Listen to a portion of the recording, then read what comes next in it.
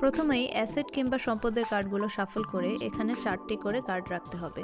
এছাড়াও business কার্ডগুলোকেও shuffle করতে হবে এবং স্টার্ট আপ কার্ডগুলো শাফল করে প্রত্যেক খেলোয়াড়, এখানে 2জন খেলোয়াড় রয়েছে, তাদেরকে একটি করে কার্ড দিতে হবে।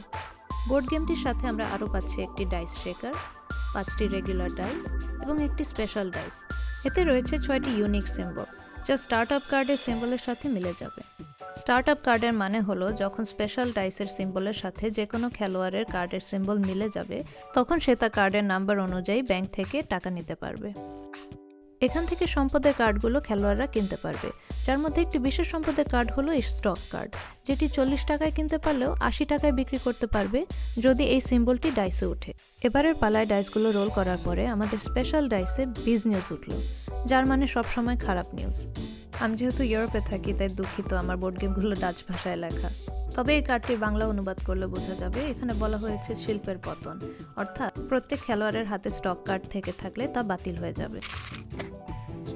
ধরে নিলাম প্রথম খেলোয়াড় তার পালায় এই নম্বরগুলো উঠালো এবং বিশেষ ডাইসের সিম্বলটি তার কার্ডের সিম্বলের সাথে মিলে গেল, তাই তার কার্ডের নাম্বার অনুযায়ী সে ব্যাংক থেকে 5 জিলিয়ন টাকা পাবে। খেলোয়াড় তার হাতের ডাইসগুলো সাজানোর জন্য আরও 2টি সুযোগ পাবে, অর্থাৎ টোটাল 3টি সুযোগ পাবে। ডাইসের এই নিয়মটি ইয়াতসি খেলার নিয়মটি ফলো করবে। খেলোয়াড় এখানে 1, 2, 3, 4, 5 অর্থাৎ লার্জ স্ট্রেট বানানোর চেষ্টা করছে এবং শেষমেশ তার 5 উঠল। এখন তার লার্জ স্ট্রেট ওঠার কারণে ডাইস প্লেআউটের নিয়ম অনুযায়ী সে ব্যাংক থেকে 25 জিলিয়ন করে টাকা পাচ্ছে। এখানে গুগল লেন্স ব্যবহার করে আমি বাংলা অনুবাদটি দেখানোর চেষ্টা করছি, যদিও অনুবাদটি পুরোপুরি সঠিক না হওয়ার কারণে আমি আবারও দুঃখিত। প্রথম খেলোয়াড় তার সম্পদের সাথে মিল রেখে এই কার্ডটি নেবে, যার দাম 15 টাকা, এবং তাই সে নিচ থেকে 15 টাকা ব্যাংকে দিয়ে সে এই কার্ডটি নিজের কাছে রাখবে এবং অ্যাসেট বা সম্পত্তি কার্ড থেকে একটি নতুন কার্ড উল্টিয়ে রাখবে।